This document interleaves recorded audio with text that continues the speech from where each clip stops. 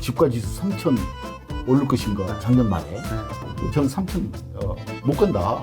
틀리셨네. 틀렸지. 그래서 주가지수 많이 틀려요. 그래서 틀렸지만 엄청난 많은 돈을 버신 사실.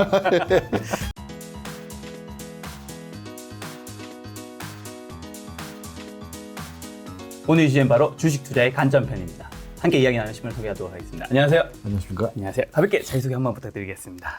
SF+ 자산운용의 영원한 펀드 매니저 강방첸입니다. 영어 이름은 첸이고요. 네. 체인이요? 첸, CHEN. 첸. 중국 이름 같은데요. 이제 제가 영어를 못 하잖아요. 중국어를 그 다음에 배웠는데 네. 이건 중국이야 홍콩식 영어죠. 중국에는 치엔이라고 하는데 치엔. 첸이 아니고 그래서 홍콩식 영어라고 보면 될 것 같고. 네. 그래서 회사에서는 그 첸이라고 이제 얘기하죠. 그럼 회사에서는 저분들 영어 이름 몰라요. 첸이라고 부르나요? 첸 회장님이라고 부르나요? 어떻게 부르나요? 첸 뭐 왔다 갔다 해요. 멀리서 저 같은 사람이 처음에는 첸 하진 않을 그냥 우리 젊은 직원들도 네. 문자 메시지 첸 보고 회장 없고 이야.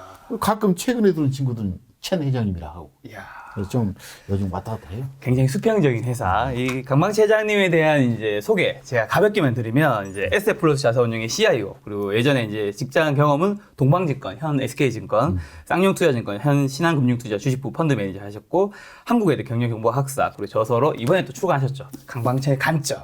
그리고 이전에 이제 책을 내셨던 게 15년 전이죠. 2006년이죠. 그렇죠. 그러니까 15년이 넘었네요. 네, 강방천과 함께하는 가치 투자. 사실 근데 요 소개보다 더 임팩트 있는 소개는 이제 최근에 굉장히 핫한 프로그램에 한번 나오셨잖아요.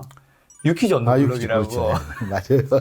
거기서 이제 워낙 뭐 임팩트 있는 대사들을 많이 던져주셨는데 우선 거기서 이제 가장 멋졌던 대사가 그거였죠. 주식을 사라. 그리고 바로 수면제를 먹어라. 10년 후 깨어나면 부자가 되어 있을 것이다. 저 기업이 1년, 2년 후에 수면제 먹고 눈 떠도 있을까? 내가 주가 안 봐도 걱정 안 할 주식일까? 해서 기승전 수면제, 이 남자. 제 주변에서도 사실 회장님을 그걸 되게 재밌게 봤더라고요. 유퀴즈도 블록 나가시고 난 다음에 주변 반응은 좀 어떠셨어요?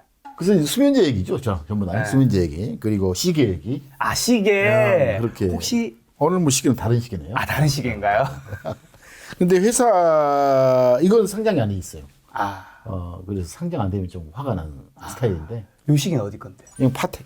제가 잘 몰라서. 어쨌든 하고 그 소비의 끝단 우리 이제 제 책 중에도 우리가 함께 할 내가 좋아하는 기업 11개 유형 중에 하나가 이제 소비 끝단을 점하고 있는 기업과 함께 하라는 쪽에서 시계 쪽에서는 끝단이라고 보면 되겠죠. 네. 야, 그 상장이 당시에 안 돼 있어요. 네네. 뉴스에 나온 기사를 보니까 그때 차고 나왔던 시계가 그때 이제 옆에 계신 이제 조세호 님이 이제 또 명품을 좀 좋아하시잖아요. 그러시더라고요. 그래서 그분이 이제 시계 가지고 이 시계는 억대로 못 간다 이런 식의 뭐. 그렇죠. 예. 사실 이제 제가 시계를 좋아하는 이유 저희 우리 회사 펀드 중에 글로벌 펀드가 있어요. 네. 글로벌 리치 투게더인데 그 펀드 컨셉이 이제 초기에는 중국의 새로운 부자들이 등장할 것이다. 제가 2008년 7월 7일 날 그 펀드가 출시됐으니까. 네. 그때 당시 제가 이제 생각하기에 제 주변에, 그러니까 중국이죠. 제 주변에 엄청난 과시 소비로 무장된 새로운 신흥 부자들이 등장할 것이다. 라는 생각 속에서 그 친구들의 소비의 끝단은 무엇일까? 그 속에서 만들어진 가치를 난 함께 하고 싶다. 그게 주식이거든요. 그래서 그때 이제 저희들 이제 명품, 하이엔드 인더스트리를 조사를 했죠. 뭐 시계, 가죽. 자, 그런 과정에 사실 시계에 두 개 그룹이 있어요. 진짜요? 하나는 스와치 그룹하고 희소같이. 스와치. 스와치. 그룹. 또 하나는 이제 리슈몽 그룹이라고. 리슈몽. 리치몬트 그룹이라 하죠. 그래서 그때 이제 공부하면서 그 그룹 산하에 그때 유퀴즈에서 차고 났던 시계가 있죠. 그래서 사실은 제가 이거 내가 회사의 주주다라고 했던 것도 그 시계의 브랜드를 소유하고 있는 리슈몽이라는 주식을 우리 펀드가 담고 있기 때문에. 담고 있기 때문에. 담고 있기 때문에 사셨던 걸 개인적으로 그냥 사고 싶으셨던 거. 두 개죠. 다 두 개예요. 두 개. 두 개. 그래서 이제 일시동체? 네. 그랬죠. 그러면 이건 진짜 뭐 유튜브니까 이제 가볍게 여쭤볼 수 있는 건데 그때 차고 나왔던 시계와 오늘 시계 둘 중에 어느 게 더 좋은 건가요? 제가 잘 몰라서. 브랜드는 파텍 필립. 이렇게 얘기하죠. 파텍 필립 그러니까 우리 차도 페라리가 있고 막 그렇잖아요. 일반적으로 페라리 밑에 일반적인 그 벤츠가 있고 네. 벤츠 위에 페라리 있잖아요. 네네. 그러니까 페라리를 점할 수 없는 게 벤츠라고 얘기하는데 네. 시계도 이 파텍 필립을 능가할 수 있는 시계는 없다라고 얘기를 브랜드 측면에서 그럼- 가격의 문제가 브랜드 측면에서는 파텍을 지존으로 보는 것 같아요. 이게 끝단이군요. 끝단. 네. 그 소비 끝단을 점하고 있는 회사의 주주가 되고 싶은데 네. 이제 상장이 안 돼서 상장이 안 조금 돼 있어서. 억울한 것도 이 있죠. 회사는 왜 상장을 안 하는 건가요? 주로 이제 그런 그 가족 경영 형태가 왜냐하면 이런 브랜드를 갖고 있는 데서 브랜드 정체성이 중요하잖아요. 네네. 브랜드의 정체성이 무너지면 사실은 혼돈스럽고 그 상장을 하게 되면 수많은 주주가 막 주가 떨어지면 막 그 정체성을 바꿔라 그쵸, 난리시잖아요. 그쵸. 네. 그래요. 원래 그 상장을 하게 되면 정체성을 확보하기 굉장히 힘들기 때문에 명품 그룹 샤넬이라든가 롤렉스, 그 파텍 이런 그룹들은 상장을 안 하는 경향이 있어요. 그래서 회장님이 그 회사의 주인이 될 수가 없다. 그렇죠. 아쉽죠.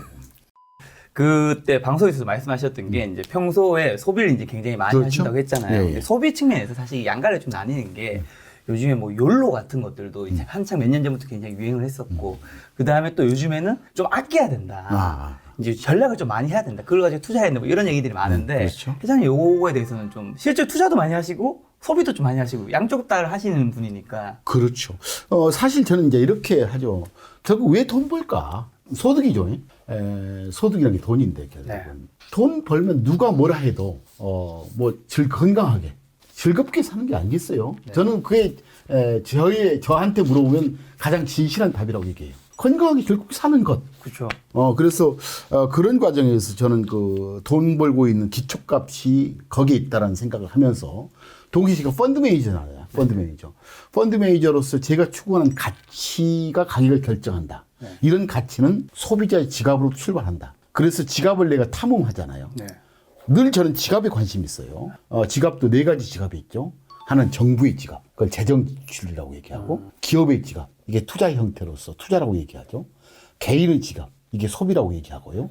외국인의 지갑. 이게 열리면 결국 수출이 되죠. 이 네 가지 지갑을 합한 게 결국 경제 성장률이에요. 근데 제가 할 때 가장 주목하기 쉽고 큰 지갑이 우리 민간 소비의 지갑, 컨슘션 소비죠. 그래서 그런 쪽에서 항상 저는 한번 소비를 해보자. 왜 할까? 사람들은 이걸 왜 살까? 이제 그걸 내가 실제로 확인하고 싶어서 소비를 즐기는 편이고요.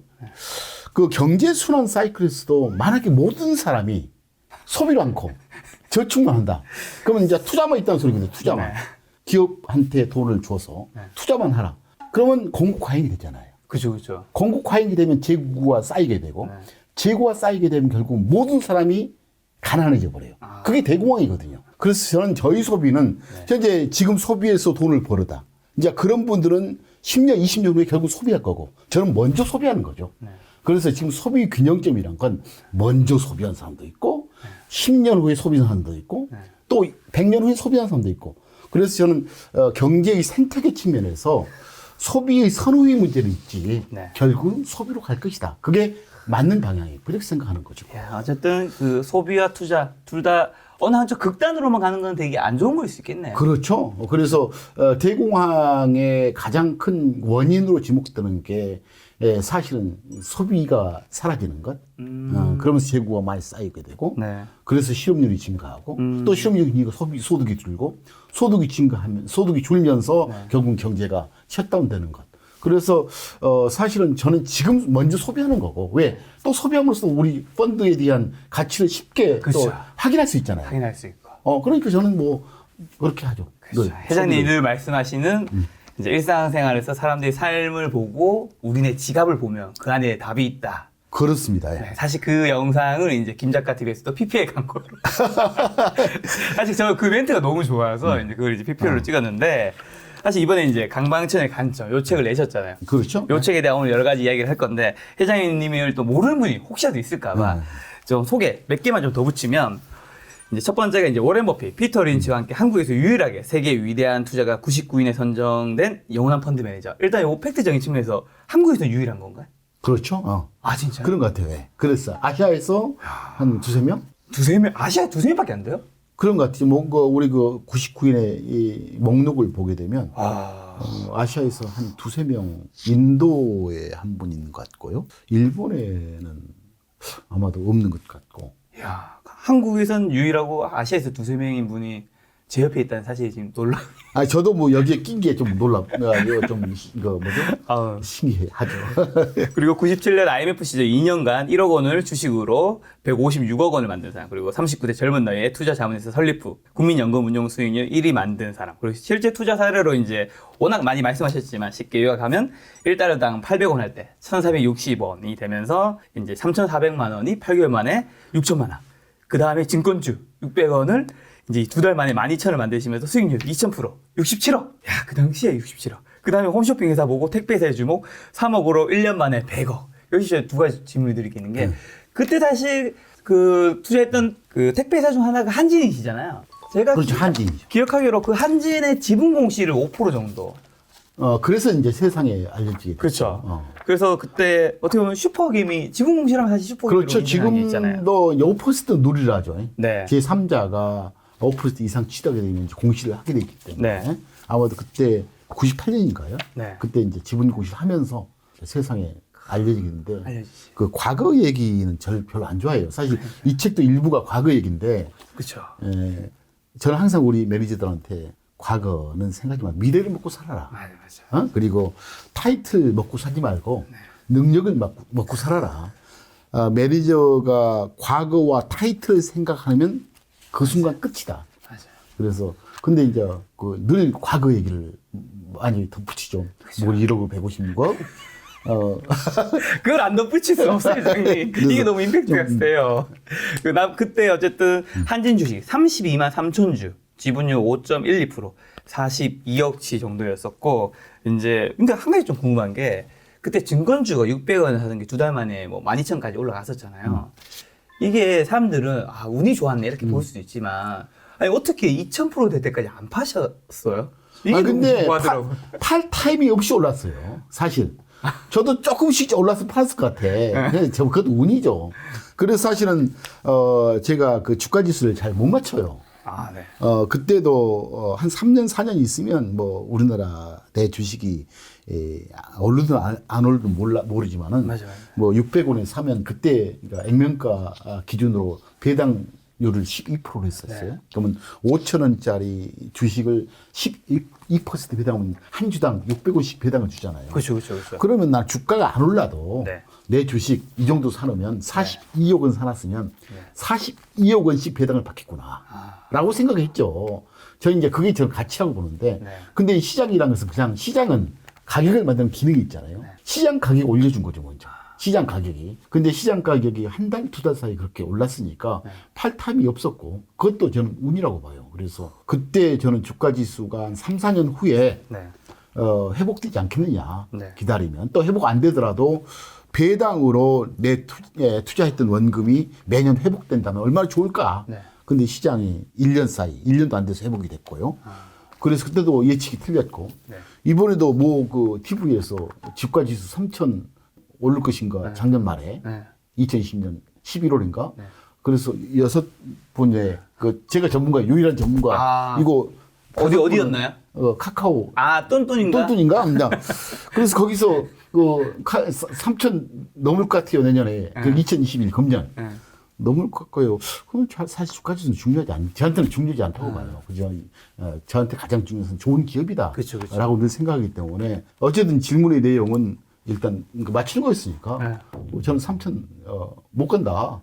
틀리셨네. 틀렸지. 그래서 주가지수는 많이 틀려요. 그래서 그때 그 IMF 때도 한번 틀린 것 같고 한 그 주인권주 틀려서 또 운 좋게 많이 수익이 났던 것 같고 이번에 그 카카오 툰지에서도 3,000 못 건네서 또 많이 틀려가지고. 틀렸지만 엄청난 많은 돈을 버신 하지. 그래서 저는 항상 그 우리 그 투자가들이 이제 주주가 되는 거잖아요. 주주 사실.